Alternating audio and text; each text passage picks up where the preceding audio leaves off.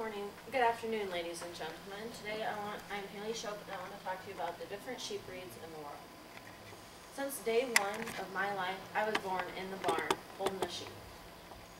Now, I was that kid in preschool, elementary, first grade, all those days you had show and tell that we lived for, that was me. I took the live bottle lamb. Such as Mr. Fluffy, he is a Suffolk, Hampshire cross, and Ramblers I showed at the state fair. Now, I want to talk about how they're classified and why they're classified. So, according to sheep101info.com, there are over 1,000 breeds in this world today, and yet some of them are yet to be discovered. So today, I want to start off talking about fine wool breeds. They have small, fibrous wool that is really tight and held together, just like these merino sheeps right up here. They make up for about 50% of the sheep population of the world. They are best adapted to arid and semi-arid regions such as Australia, South Africa, and the United States. The most common fine wool breed today in the United States is the Rambouillet, again, what I have showed in the past at the state fair. Now, the next is long wool. It's the complete opposite of what the short wool is. This is longer, shaggier wool compared to the tight, fine, curly wool of the fine wools. They are larger in diameter, and this is where the spinners get their wool to make the scarves, to make the clothing. This is the best type of wool to spin with. You can find them in cool, high rainfall areas such as England and New Zealand. The most common breeds today are the Lancasters, the Lincolns, the Romneys, and the Ramboulets again. The Caswolds. Now, next is the medium wool meat breed. These can be used for the wool, but you can also be used for meat.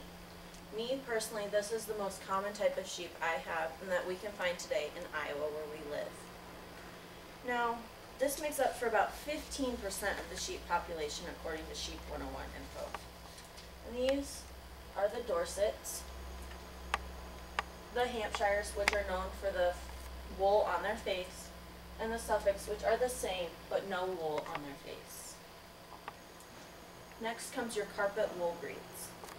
These have a double layered wool. They have one on the outside that catches all the mud, dirt, just as if your carpet does when you walk into your house. And underneath they have a finer wool which can be used for spinning, so therefore you can use both sets of wool. They use them to make the carpet along with spinning for wool.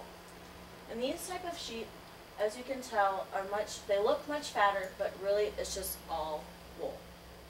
All. Some people call the outside layer a hair, but it's morally classified as a wool because of its tight, fibrous type of make. And therefore, you have multiple different kinds of sheep, and these can be found in extreme habitats, and these up here always have horns. All carpet wool breeds have horns, and they always curl up front.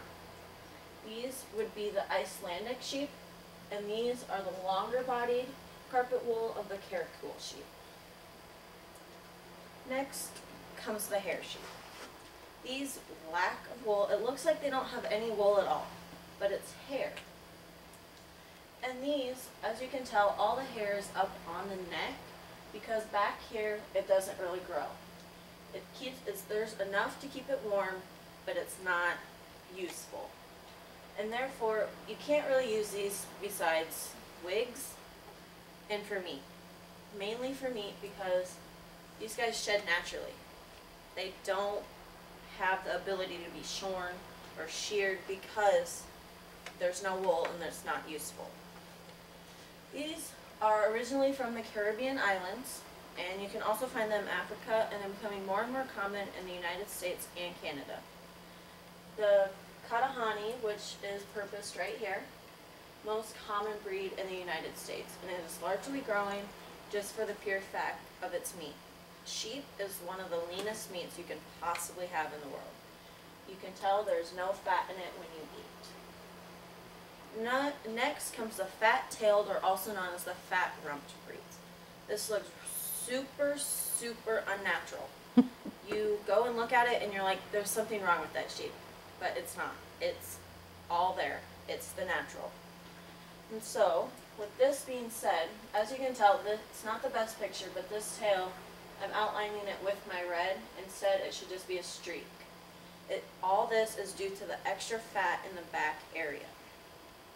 They make up for actually about 25% of the sheep population, according to the American Sheep United States industry. The caracoule, as I said again, can be classified in more than one. It has the horns, and it's the only breed in the United States that we have today.